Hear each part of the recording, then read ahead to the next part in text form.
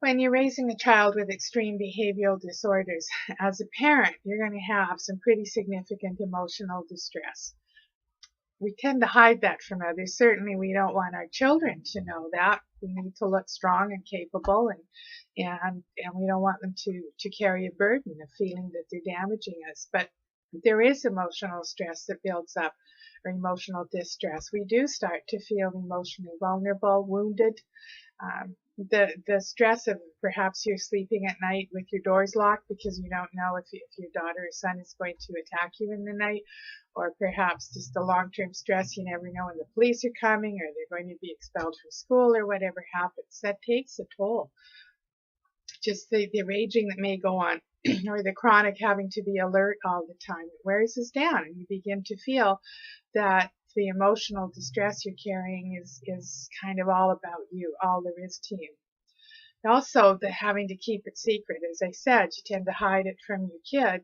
You may also be hiding it from your other children because you're trying to be a strong parent for them as well. And what about your spouse, your parents, your siblings, your friends? Do they know how you're feeling? Or have you kind of isolated off with that emotional distress, that emotional upset? You may be sharing it with some. I hope you are. If you aren't, I really encourage you to start talking about it with people. And I encourage you to not accept it. It comes at you in waves, I know. And it can stay with you for long periods of time, but there is ways to heal out of it. You don't have to be overcome and harmed and wounded by the impact of the behavioral disorders. You can heal from that. You can find your strength and your internal resources. But first you gotta just kind of look that emotional stress or that emotional distress in the face and acknowledge it for what it is.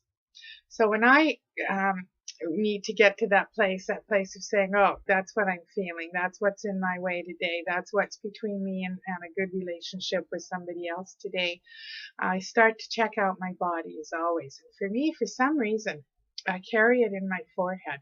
I really tend to, I mean, I got wrinkles there, unfortunately, but within the wrinkles, I find furrows in my forehead. The worry furrows, but for me, they're kind of a stressed out, I'm in an emotional mess place kind of thing. They're my signal to me. And so you'll have somewhere in your body. Maybe you know where that is, maybe you don't. Doesn't matter. It'll come to you when you need to know. So we're going to do some tapping just as a guide to help you get out of this, just to give you a way to kind of, as I said, look it in the face and acknowledge that you're feeling this emotional distress and you need to move on. So follow along, use your own words, make it unique to your situation. I'm just going to tap just long enough to give you a little template on how to do it, and do your own tapping at another time when it works for you, or continue on after this. Start as always with a deep breath, shoulders straight to allow lots of oxygen to come in. There we go. Even though I feel this tightness, this stress in my forehead, when I think of how emotionally distressed I am, with all the behaviors I deal with all the stress, all the emotional burdens I feel like I carry, I am okay. Even though I feel this incredible, weird, tense feeling in my forehead, when I think about the kind of stress I'm under, the situations and the things and the people I have to deal with from the behavior disorders, I am okay. Even though I feel this funny wrinkly thing in my forehead, the stress behind it, when I really accept the emotional distress I'm feeling from all the behavior disorders, from all the things they do in my life, I am okay. The stress in my life from the behavior disorders makes my forehead just go and look like a plowed field.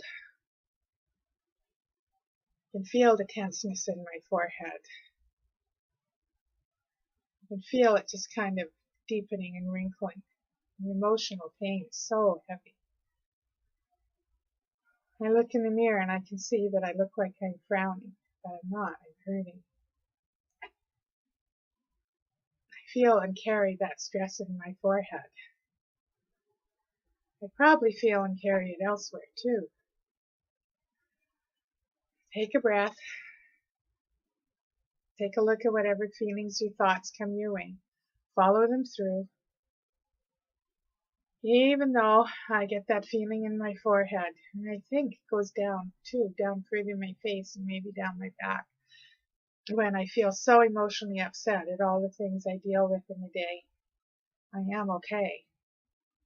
Even though I feel the stress and wear it in my forehead, and I think in my shoulders, I am okay. Even though I feel so much stress and I wear it in my forehead, I feel it in my forehead, I carry it there, maybe in my shoulders, when I think about the challenges, the stress, just what I have to deal with from the behavior disorders, I am okay.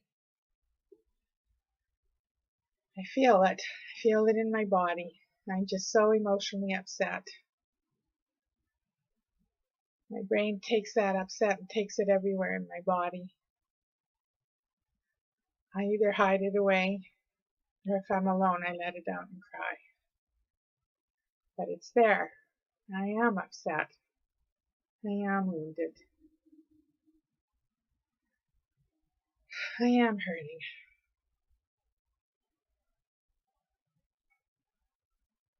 I can feel it.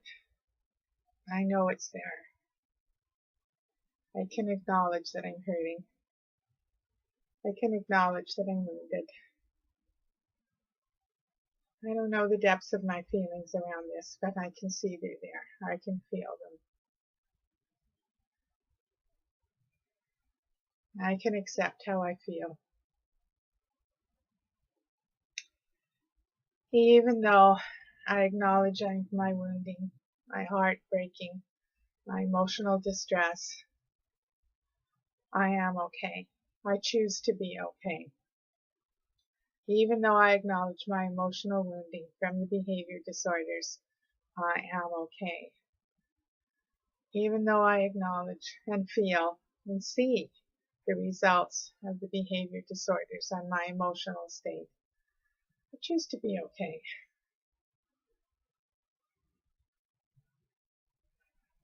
I don't have to carry this. I can let it go. I can acknowledge it. I can see it. I can know it. I can believe it. I can face it. And I can let it go. I don't have to hold the wounding in my body. I don't have to hold it in my cells, in my neurons. I can be okay. I am okay. I am letting go.